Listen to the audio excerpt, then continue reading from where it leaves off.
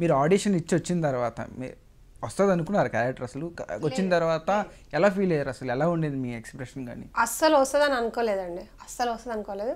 నేను వేరే షూటింగ్స్ కూడా చేస్తున్నాను, కానీ ఒక్క అవకాశం ఏమంటారు కదా, రవితేజ సినిమాలో ఒక్క ఛాన్స్ వస్తే బాగా ప్రూవ్ చేసుకోవడానికి ఒక్క ఎందుకంటే అండి సినిమాలో కూడా స్ట్రగుల్స్ ఉంటాయండి, కాంపిటీషన్ ఉంటుంది ఖచ్చితంగా.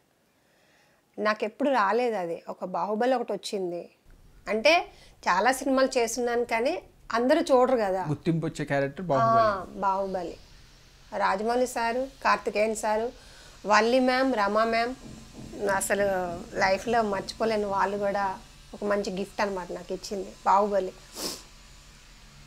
తర్వాత ఈ సినిమా ఎక్కడ పుట్టానో ఎక్కడ పెరిగానో అసలు వాసన చెప్పాలంటే ఇంకా నేను ఆప్ చేద్దాం అనుకున్నానండి, ఇంకా చాలు, నేను ఇంకా తిరగలేను చేయలేను, ఇంకా నా లైఫ్లో ఇంకా నాకు రావు, ఎందుకంటే ఎవరు గుర్తుపెడతారు ఎవరు పెడతట్లో కూడా తెలియట్లేదు మనకి. ఇంకా నిజంగా ఈ పిల్లలు చదువులు అయిపోయినాయి, 2 పిల్లలు యూఎస్ వెళ్ళిపోయారు,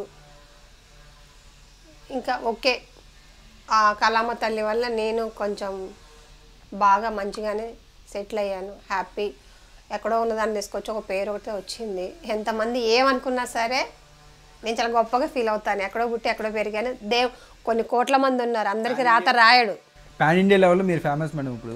ఆ భగవంతుడికి తెలుసండి, ఇంకా చాలు దీనికి బాధలు అని చెప్పి నాకు అనిపించింది, ఇంకా చాలు, అన్నీ బయట పడలేం కానీ ప్రతి ఒక్కళ్ళకి బాధలు ఉంటాయండి, నీకుంటుంది నాకుంటుంది తనుకుంటుంది అందరికీ ఉంటాయి, కానీ చెప్పుకోలేం కదా కొన్ని. నేను అనుకున్నాను ఇంకా పిల్లల చదువులు అయిపోయినాయి, వాళ్ళకి జాబులు వచ్చినాయి, ఇంకా మా ఊరు వెళ్ళిపోదాము, అక్కడే ఉందాము, ఇంకా చాలు, ఈ ఓపిక సరిపోవడం లేదు, ఎంతగానో చేస్తే ఒక మంచి సినిమా వస్తుందో తెలియట్లేదు అని చెప్పి అనుకున్న అట్లా టైంలో వచ్చింది ఇది పుష్ప. అట్లా వచ్చింది అనమాట, మార్చేసింది, గ్రాఫ్ని మార్చేసింది అసలు నిజంగా అండి, నిజంగా గ్రాఫ్ని మార్చింది. ఆ గ్రాఫ్ని లేదనుకుంటే నేను ఎలా తెలుస్తానండి, నేను ఇప్పటికీ నాకు అసలు తలుచుకుంటే కళ్ళలో నీళ్ళు వస్తున్నాయి, ఎందుకు దేవుడు ఇంత మంచిగా రాశాడు, నేను పెద్దగా చదువుకున్నానా అందగత్తనా లేదనుకుంటా, లేదా అంత సౌమ్యంగా మాట్లాడే మనస్తత్వం కూడా నాకు తెలియదు, మాట్లాడు ఎలాగా అంటే ఇట్లా లాజికల్గా మాట్లాడడం నాకు చేత కదా, ఏదైనా ఉంటే ఇట్లా మాట్లాడేస్తాను స్ట్రైట్ ఫార్వర్డ్గా, అవతలగా సర్రగా కాలుతుంది అనమాట,